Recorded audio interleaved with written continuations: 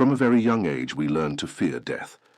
It creeps into our childhood stories, in the hushed whispers of adults, in the sudden silences when a child asks where their departed grandparent has gone. Modern culture has built an invisible wall. Around death, we hospitalize dying, hide the bodies, and avoid speaking clearly about the end. And so we grow up carrying this silent fear, this constant avoidance of the one certainty we all share. But what if we've been looking through the wrong lens this whole time? What if death, instead of being our enemy, was our wisest teacher?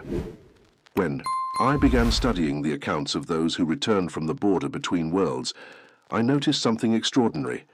Death didn't seem to be what we thought it was. It wasn't a monster waiting to devour us, but a portal revealing truths about life itself. People who've had near-death experiences often describe not just a lack of fear, but a profound sense of clarity, as if a veil was finally lifted, uncovering truths that had always been there, but that our eyes, trained only to see the surface of life, had failed to notice. The uncomfortable truth that thousands of near-death experiences reveal is that maybe we live in fear of what could be our greatest liberation. It's as if we spend our whole lives avoiding a door that, once crossed, opens into a garden of understanding and clarity. How many of our daily anxieties persist simply because we look at life without death's perspective? How many of our priorities are upside down because we refuse to face our finiteness? The paradox is fascinating. Death is the one absolute certainty we all share, and yet it's the one we deny the most. We build empires, accumulate possessions, chase status, as if we could somehow dodge our inevitable fate. But those who return from the edge of existence tell a different story. They say that the moment they stop fighting the current, when they accept the approaching passage, they experience an unimaginable liberation. It's as if the weight of a lifetime of resistance suddenly melts away. What I've discovered over decades of studying these phenomena is that when we stop fearing death, we begin to live more authentically. The awareness of our finiteness isn't a dark thought. It's a light that illuminates what really matters. Think for a moment. If you knew with absolute certainty that this was your last week alive, how would your priorities change? What conversations would you finally have? What acts of love would you no longer postpone? What meaningless grudges would you finally release? Death teaches us to live in what is essential. Ancestral cultures seem to understand this wisdom more deeply.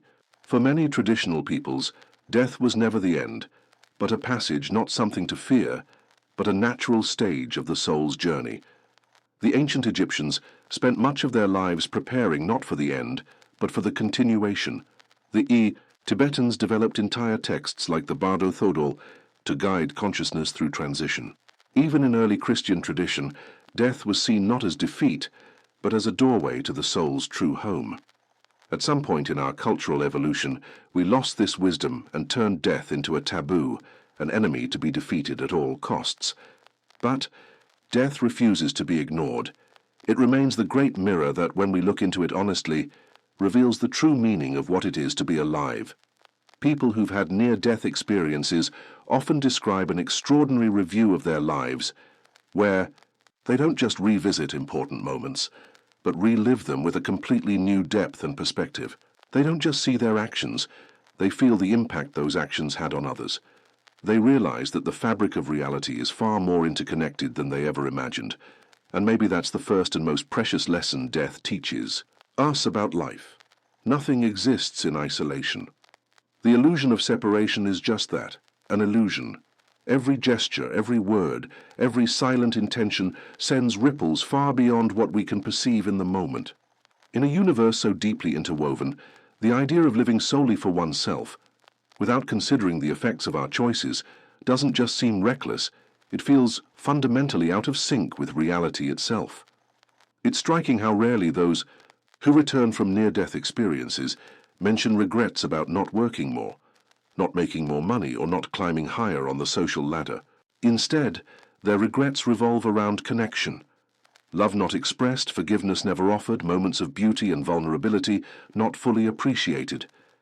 It's as if the proximity of death instantly realigns our internal compass, pointing, with unmistakable clarity, to what truly sustains the meaning of existence.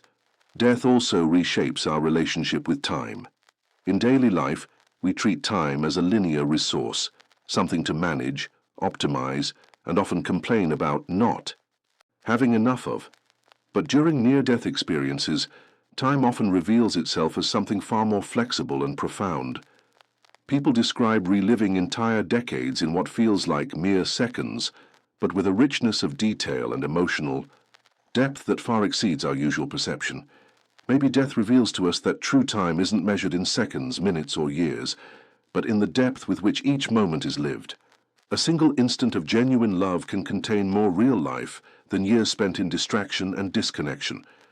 Death teaches us that life isn't measured in duration, but in depth, not in quantity, but in the quality of presence. When we deeply study the accounts of those who have returned from the brink of death, we find a fascinating pattern that repeats with remarkable consistency: the life review.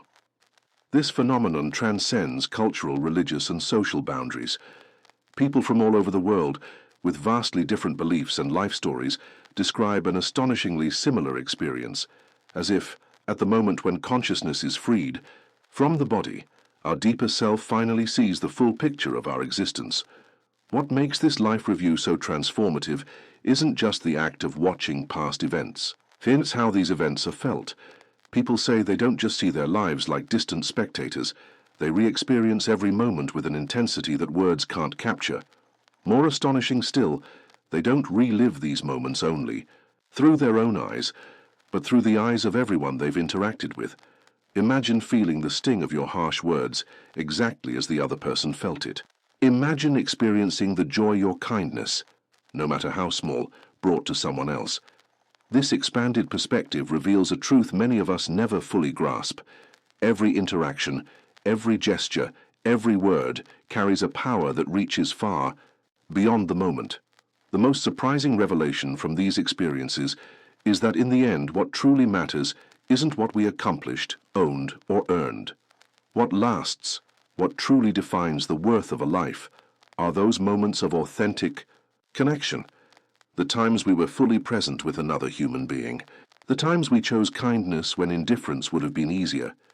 It's almost as if death offers a completely different formula for what makes a life successful. Not based on accumulation, but generosity. Not on achievement, but presence. Not on how much we received, but on how much we loved. This shift in values is so profound that many who return from near-death experiences find it impossible to go back to life as they knew it before. Something fundamental has changed in how they understand what it means to be alive. There is also a powerful paradox of time that emerges from these experiences.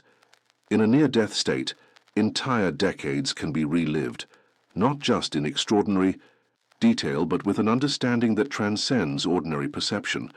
It's as if, freed from the brain's linear processing, consciousness can simultaneously grasp past, present, and even the potential consequences of every choice.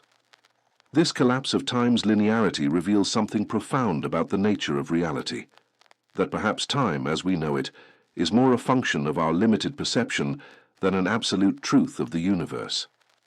When we consider this possibility, we begin to understand why those who return from these experiences often speak of a sense of eternal now, a timeless present that contains all possibilities.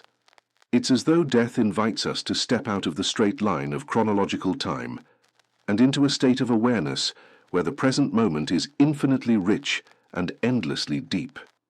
One of the most transformational principles that consistently arises from near-death experiences is that of universal compassion.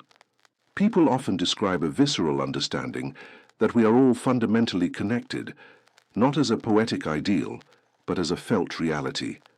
Separation is an illusion. The suffering of one is, on some deep level, the suffering of all. This realization often manifests as a radical change in how people interact with the world once they return. Accomplished doctors leave lucrative careers to serve underserved communities. High-level executives redirect their lives toward humanitarian service. Ordinary individuals find themselves suddenly capable of forgiving even the deepest offenses. It's as if they've glimpsed, however briefly, the true nature of reality. and can no longer live as if they haven't. In this sense, death reveals itself as the great teacher of our interconnectedness. It dissolves the artificial boundaries we construct between ourselves and others, between humanity and nature, between the sacred and the profane. When these divisions are recognized as mental constructs rather than absolute truths, a new kind of freedom emerges. We are no longer trapped in the small story of our individual identities. We begin to recognize ourselves as expressions of something far greater, far more expansive. And perhaps this is death's deepest lesson about life, the lesson of presence. When confronted with their own mortality, people often describe a striking clarity about what really matters. The veil of distraction lifts. The trivial concerns that consume so much of our daily attention are revealed for what they are, fleeting and ultimately insignificant when compared to the miracle of simply being alive. This quality of presence is not something reserved for silent retreats or mountaintop temples. It's an invitation to live each moment as if it were both the first and the last, with the wonder of someone seeing the world anew, and the gratitude of someone who knows this moment will never return exactly the same again. When we live with this kind of awareness, we discover that ordinary life is filled with extraordinary moments. A sunrise through a kitchen window becomes a cosmic event. A child's laughter carries the music of the universe. A shared meal transforms into sacred communion. It's not that these moments become special, they always were. It's our perception that finally aligns with the truth that's been present all along.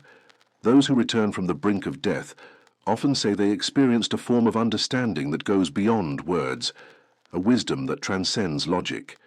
It's as if they accessed a level of knowing that doesn't come from books or analysis, but from a direct connection to the very source of consciousness. This intuitive wisdom doesn't contradict rational thought. It complements it, adding depth, meaning, and context that the analytical mind alone cannot grasp. This intuitive wisdom often expresses itself as a profound acceptance, not a passive resignation, but an active understanding that every experience, every joy, and every sorrow is part of a greater pattern. From an expanded perspective, this pattern reveals a coherence and beauty that we simply cannot perceive when we're caught up in the immediate struggles of daily life.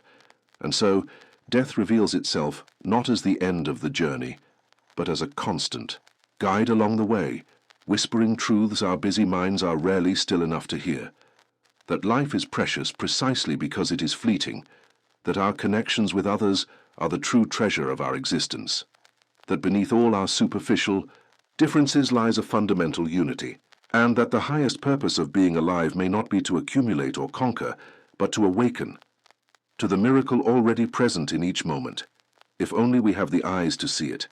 Among all the phenomena reported by those who return from the edge, between life and death, perhaps the most consistent and most transformative is the experience of unconditional love.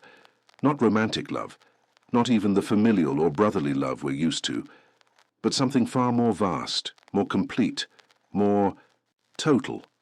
People describe being immersed in a presence of pure love, an intelligence that does not judge, does not condemn, does not ask for anything in return. A love that accepts all, understands all, embraces every part of the self, even the ones we've hidden from ourselves.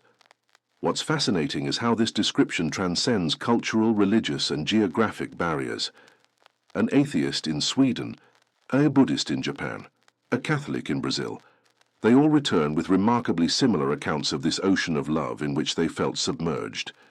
As if beneath the cultural interpretations we later impose on these experiences, there exists a universal reality that our consciousness instantly recognizes as home. This points to something extraordinary about the nature of existence.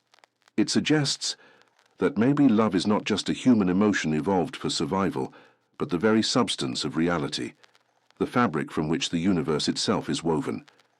From this perspective, the love we express in daily life is but a dim reflection, a small drop of that vast ocean, limited by the structures of our egos and fears. It's striking how the proximity to death seems to dissolve all the social masks and psychological defenses we've spent a lifetime building. In front of that final threshold, the constructed personality, The self we show to the world, with all its achievements, titles, and possessions, suddenly reveals its temporary nature. What remains, say those who have been there, is something much simpler and paradoxically far more vast, a presence that observes, that feels, that loves. Many who've had near-death experiences describe this as a return to their true nature, or a sense of remembering who they really are.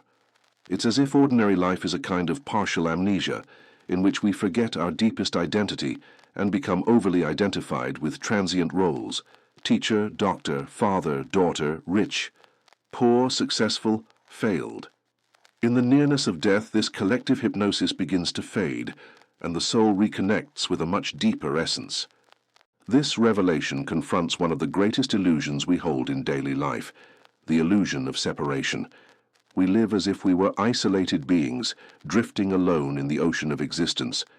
But what near-death experiences consistently show us is a radically different reality, that we are all deeply connected, that separation is more a function of perception than a truth of existence. When this understanding moves beyond intellect and becomes lived experience, something extraordinary happens. The fear of death fades or disappears entirely, not because the person has developed a comforting belief about the afterlife, but because they've experienced that their essential identity is not limited to the physical body or the individual personality. It's like discovering that you are not just the wave rising and falling on the surface of the ocean, you're also the ocean itself. One of the most intriguing aspects of near-death experiences is the phenomenon of communication beyond words. People frequently describe interactions with beings of light, presences or entities that do not speak through verbal language, but through direct transmission of thought and feeling, a kind of communication that is simultaneously received and understood completely, without the limitations or misunderstandings of human speech. This phenomenon hints at fascinating possibilities about the nature of consciousness and communication. Perhaps our typical verbal interactions represent only a small fragment of consciousness's true potential. Maybe there are far deeper, more direct levels of connection, rarely accessed in physical life, that reflect a more natural form of communion between minds and hearts. People who return from these states often report a radical transformation in their values and priorities. Love becomes the only currency that truly matters, not love in an abstract or sentimental sense, but as a tangible force that shapes decisions and gives life a clear sense of direction. It's not uncommon to see drastic career changes, reconciliations with estranged family members, or the abandonment of material ambition in favor of a life centered on purpose and connection.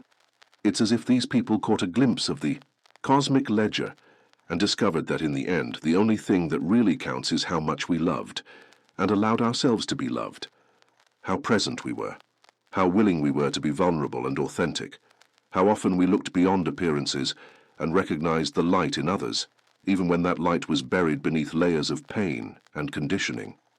This inner transformation, sparked by the experience of universal love, is deep and enduring. Many say that after their return it became impossible to see others as truly other. Every human face, every living being becomes part of the same family, different expressions of the same life unfolding in countless forms. And this isn't a philosophical belief or ethical stance. It's a direct perception that fundamentally changes the way they relate to the world. This recognition of life's essential unity often gives rise to a spontaneous compassion. Not something practiced or forced, but something that flows naturally from the realization that another's suffering is, at some fundamental level, also my suffering. Not due to psychological identification, but because the perceived separation between self and other is revealed as a mental construct, not an absolute truth. What's fascinating is how this insight aligns with the mystical teachings of the world's great spiritual traditions.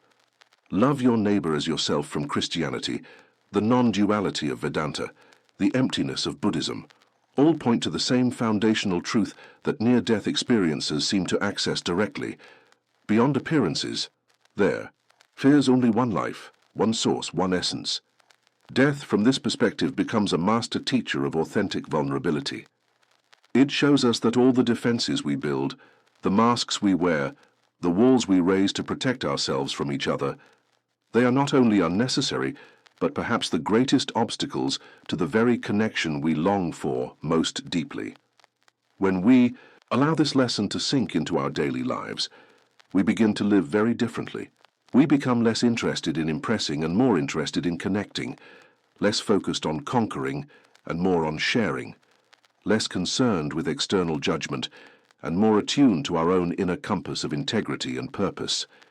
This, perhaps, is death's most profound invitation, to let go of the illusion of total control over life and surrender to the vulnerability of being fully human, with all the joy and pain that entails. Not as a form of passive resignation, but as a courageous acceptance of the mystery and beauty of being alive, even if only temporarily. And so, death teaches us not to fear love, but to fear loving too little. To realize that our greatest regret in the end might not be that we loved too much, but that out of fear we didn't love enough, that we protected ourselves so fiercely from the potential pain of vulnerability, that we also denied ourselves the unmatched joy of authentic connection, that we spent so much time worrying about what others thought of us, we forgot to ask what we truly thought and felt, what our hearts genuinely wanted to express in this brief and precious time we have on earth. One of the most surprising aspects of the transformation that follows a near-death experience is the radically new relationship with suffering. It's as if the expanded perspective gained during the experience allows people to see suffering not merely as something to avoid at all costs, as our culture often teaches, but as a powerful catalyst for growth, understanding, and compassion. Not that suffering becomes desirable, but its inevitability is no longer seen as a flaw in existence, but as an integral part of the human journey. Here we encounter one of the deepest spiritual paradoxes. It is often our greatest challenges, our sharpest pains, that become gateways to our greatest evolution. The crucial difference lies in how we relate to those moments. Do we resist and rage against them, becoming victims of cruel circumstances? Or do we, even in the midst of pain, remain open to the possibility that there is something to learn, to integrate, to transform? Those who return from death's edge often describe a transformed perspective on their greatest difficulties. Events that once seemed purely negative, the loss of a loved one, a serious illness, a crushing failure, are revisited not with bitterness, but with a surprising understanding of how that suffering opened doors that would have otherwise remained shut. It's as if they can now see not just the isolated event, but its place in a much larger tapestry, one whose complexity and beauty can only be appreciated from a broader view. In this way, death becomes a great teacher of impermanence and acceptance. It reminds us that everything in life is temporary. Our joys, our sorrows, our relationships, our accomplishments. Nothing stays the same. Everything is in constant motion. Paradoxically, it's when we deeply accept this ephemeral nature of existence that we become capable of living with authenticity and presence. When we stop resisting change, we discover a different kind of security, not in the illusion of control, but in the confidence that we can move through life's inevitable transitions, losses, and rebirths with grace. A fascinating phenomenon that often emerges from near-death experiences is the discovery of hidden gifts within painful moments. It's as if every difficulty holds at its core a seed of transformation, a chance to awaken qualities that might otherwise remain dormant. The loss of a relationship reveals inner strength we never knew we had. A serious illness teaches deep gratitude for the parts of life we once took for granted. A professional failure redirects us toward a path more aligned with our true purpose. This is not a romanticized view of suffering, nor is it a claim that every pain has an instantly clear purpose. Rather, it's an invitation to keep the heart open, even in the hardest moments, and to ask not just, why is this happening to me, but also, what is this inviting me to learn? How might this experience grow me, deepen me, make me more compassionate, more human? Near-death experiences powerfully reveal how the perspective of death completely reshapes our priorities. Suddenly the things that consumed our attention, social status, comparison, the relentless chase for more, are exposed in their relative insignificance.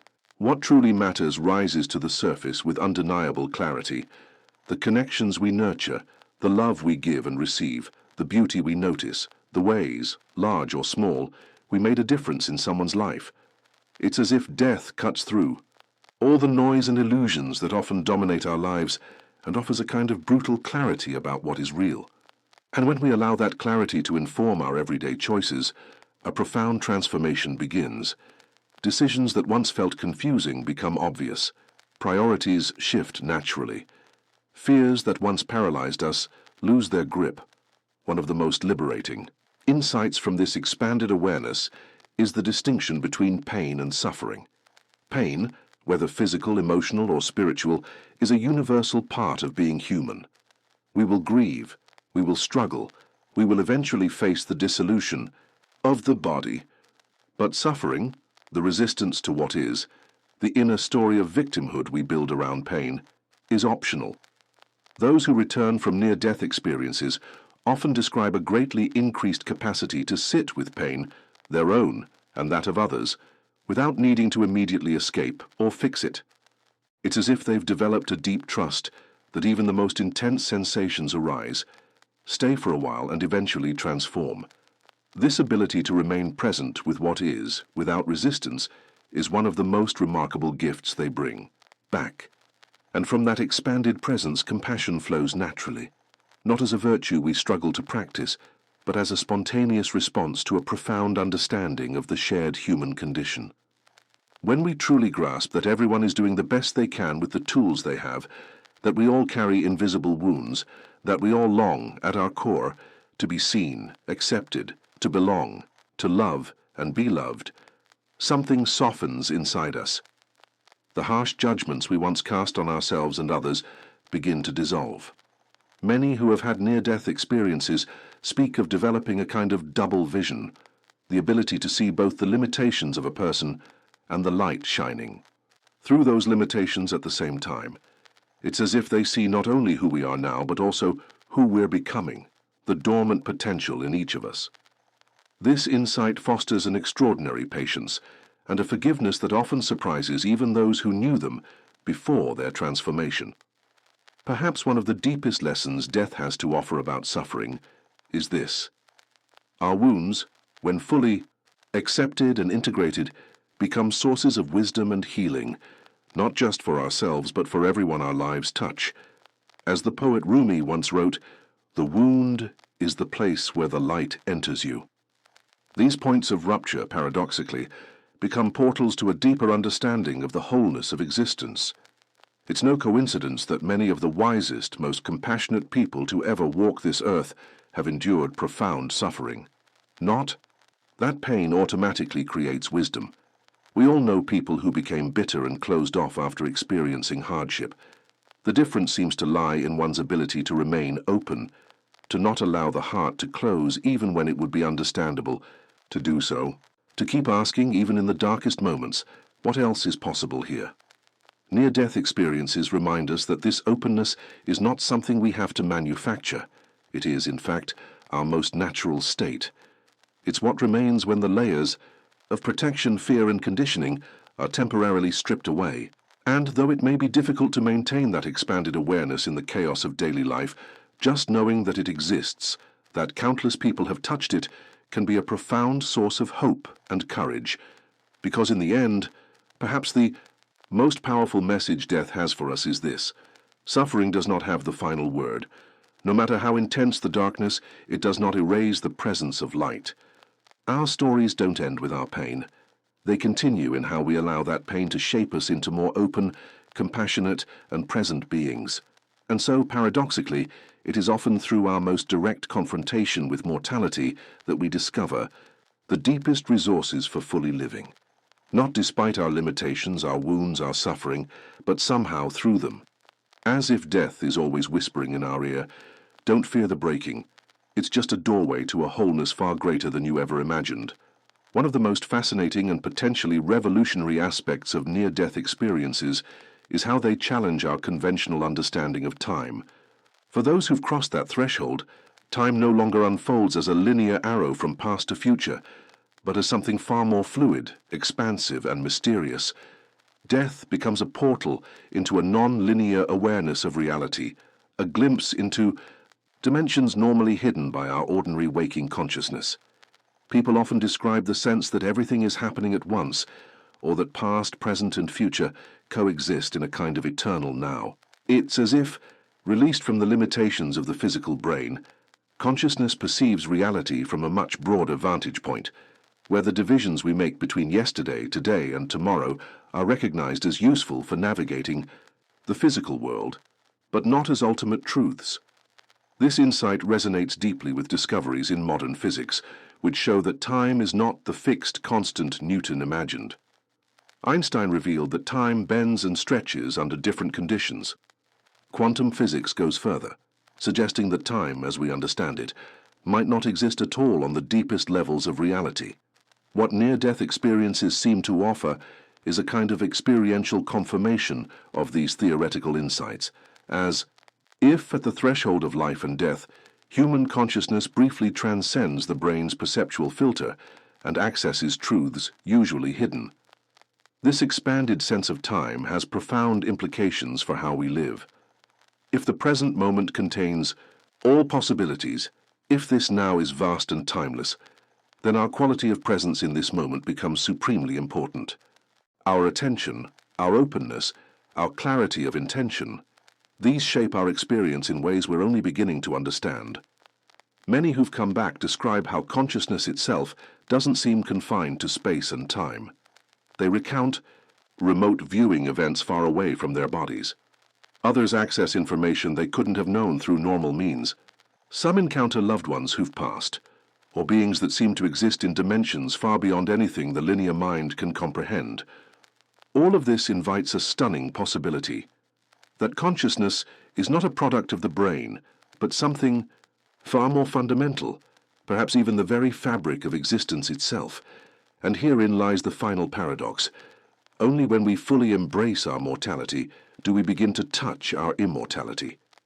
Not as a fantasy of eternal life in a physical body, but as the direct realization that who we truly are never dies. Across cultures and traditions, this same truth has echoed. The Christian mystics speak of dying to the self, to be reborn in spirit. The Buddhists teach non-self as the gateway to our true nature. The Sufis invite us to die before you die. All point to the same paradox. It is only by releasing our grip on permanence and control that we discover the infinite freedom at the core of our being. Near-death experiences often ignite a radical gratitude for life, not in some superficial, positive thinking way, but as a deep reverence for the ordinary moments we so often overlook. The color of the sky, the warmth of a mug between your hands, the sound of laughter from the next room. These are no longer mundane. They are miraculous, and something else begins to happen, an increase in synchronicity. Events that once seemed random now feel meaningfully connected. Unexpected encounters open new paths.